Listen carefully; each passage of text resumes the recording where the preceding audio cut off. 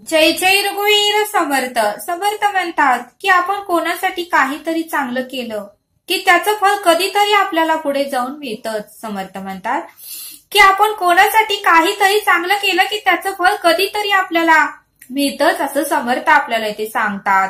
आणि म्हणून समर्थ म्हणतात की चांगले कर्म करत राहा, चांगले कर्म करत राहा आणि ते चांगले कर्म केलेले विसरून जा. म्हणून समर्थ म्हणतात की चांगले कर्म करत राहा आणि ते चांगले केलेले कर्म विसरून जा असं समर्थांनी आपल्याला इथे सांगितलं.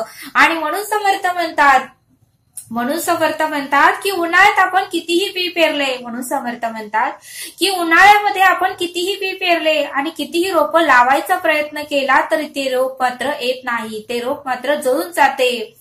पण समर्थ म्हणतात की ज्या वेळेस पावसाळा येतो, समर्थ म्हणतात की ज्या वेळेस पावसाळा येतो त्यावेळेस मात्र गवतही उगवून येतो. ज्यावेळेस पावसाळा येतो त्यावेळेस मात्र पाऊस सगळीकडे पडलेला असतो, जमीन ओलीगार झालेली असते, त्यामुळे गवतही उगवून येतं असं समर्थ आपल्याला इथे सांगतात. आणि म्हणून समर्थ म्हणतात की पावसाळ्यात कुठलाही बी आपण सहज जरी टाकला, म्हणून समर्थ म्हणतात की पावसाळ्यात कुठलाही बी आपण जमिनीवर टाकला तर तो उगवून येतोच. आणि म्हणून समर्थ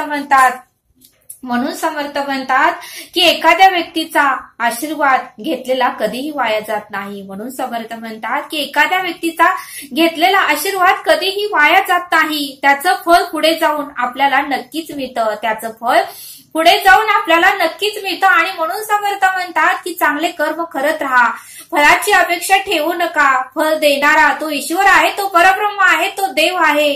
त्या परब्रह्माच्या, त्या ईश्वराच्या डायरीमध्ये आपला लेखाजोखा आहे. त्या परब्रह्माच्या, त्या ईश्वराच्या डायरीमध्ये आपल्याला आपला लेखाजोखा जन्मल्यापासून ते मृत्यूपर्यंत जे काही घटना घडलेल्या आहेत, जे काही प्रसंग घडलेले आहेत, प्रत्येक क्षणाचा, प्रत्येक सेकंदाचा त्याच्याकडे लेखाजोखा आहे असं समर्थांनी आपल्याला इथे सांगितलं. आणि म्हणून समर्थ म्हणतात की परब्रह्म आपल्या हृदयात असल्यामुळे तो आपल्या प्रत्येक कर्माची नोंद ठेवतो. आपल्याला वाटतं की कोणी पाहतच नाही, म्हणून समर्थ म्हणतात की ईश्वर मात्र आपल्याकडे पाहत असतो. आणि म्हणून समर्थ म्हणतात की उत्तम कर्म करत राहा आणि पुढे चालतच राहा, पुढे तुम्हाला उत्तमच असं फळ मिळणार आहे असं समर्थ आपल्याला इथे सांगतात.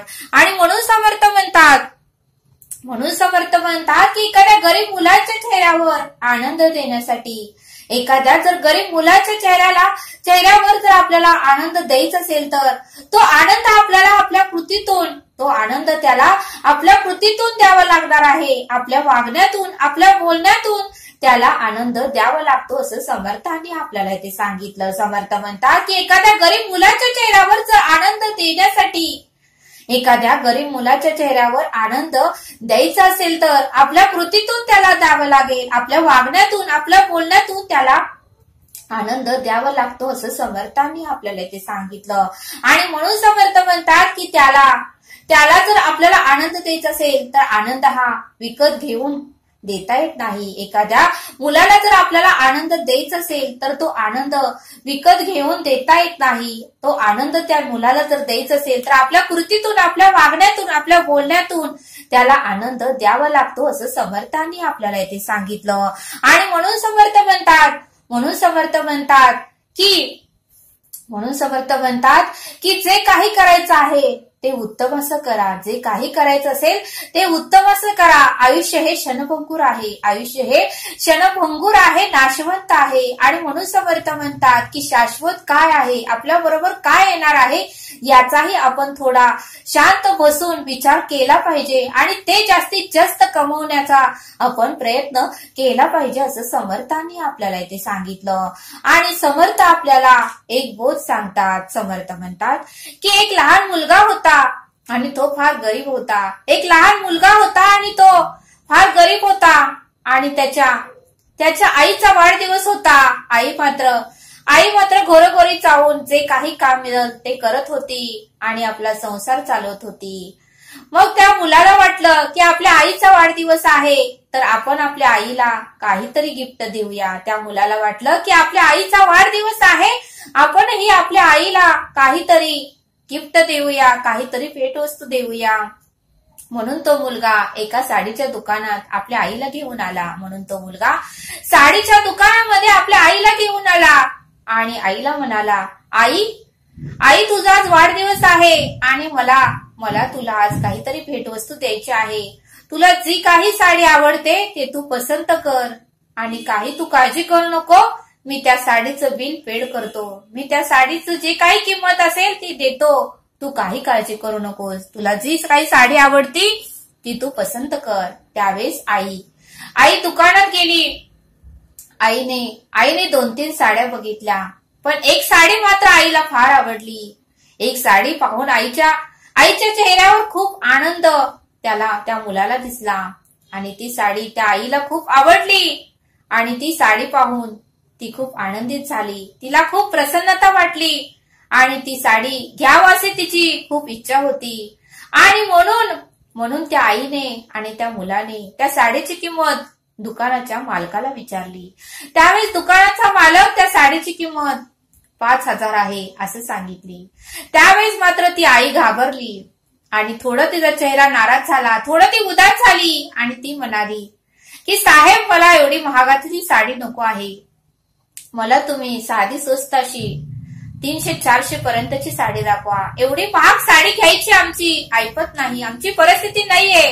तुम्ही सिंपल अशी साडी मला दाखवा. पण त्या मुलाला मात्र वाईट वाटलं की आईला जी साडी आवडली आहे तीच आपण घ्यायची.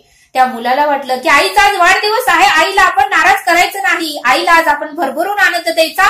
काही जरी झालं तरी आईला हीच साडी आपण घेऊन द्यायची असं त्या मुलाने निश्चय केला. आपल्या मनाला सांगितलं की काही जरी झालं, कुठलीही परिस्थिती आली तर त्याला आपण सामोरे जायचं, पण आपल्या आईची इच्छा मात्र ही पूर्ण करायची. आईला ती साडी पाहून आपल्या आईच्या चेहऱ्यावर किती आनंद होता.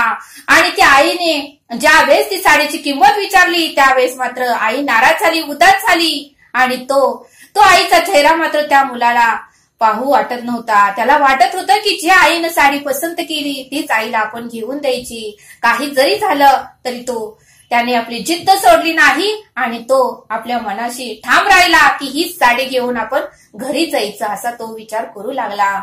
आणि तो मात्र दुकानाच्या मालकाकडे गेला आणि मालकाला विनंती करू लागला की साहेब माझी खूप गरीब परिस्थिती आहे. माझी आई इतरांची कामं करून माझं शिक्षण पूर्ण करत आहे आणि माझ्याकडे आता 1,500 रुपये आहेत. माझ्याकडे आता 1,500 रुपये आहेत. हे 1,500 मी तुम्हाला देतो. हे 1,500 मी तुम्हाला देतो आणि जे काही बाकीचे पैसे राहतात, जे काही 3,500 रुपये राहतात ते मी तुमच्या दुकानात उद्यापासून कामाला येतो. ते पैसे फेटूस तोपर्यंत मी तुमच्या दुकानात काम करतो. त्यावेळेस ते मालक ही ठीक आहे म्हणाला आणि त्या मालकानेही ती साडी पॅक केली आणि ती साडी त्या मुलाच्या हातात दिली आणि मुलानेही आपल्याकडचे 1,500 रुपये त्या मालकाला दिले आणि तो मालकाला म्हणाला की साहेब, तुम्ही काही काळजी करू नका. मी उद्याच्याला राईट टाइम येऊन तुमच्या दुकानात येतो आणि तुम्ही जे काही सांगाल ते काम मी करतो. आणि तो मुलगा आणि आई आनंदाने आपल्या घरी निघून गेले. दुसरा दिवस उजाडला. त्यावेळेस मुलगाही शाळेला जाऊन आला. जो काही अभ्यास होता तो त्याने पूर्ण केला आणि सकाळी